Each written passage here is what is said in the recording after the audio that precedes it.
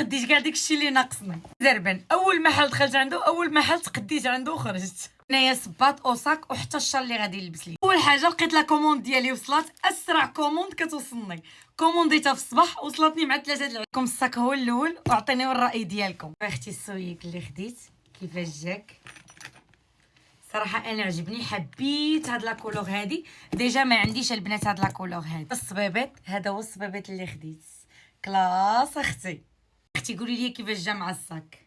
الشال اللي خديت حتى هو غيجي مواتي مع الصاك والصبيبات. مشيت تاخذ حاجه كتصدق واخده حوايج واحد اخرين. خديت البنات هاد العبيتي هادي اللي كتحط في الفطور ديال الفخوماج، جبينه زويته عسيله، كيجيو هنايا زوينين او ميم طون انهم كيتغطاو كيبقاو نقيقين. خديت هادي.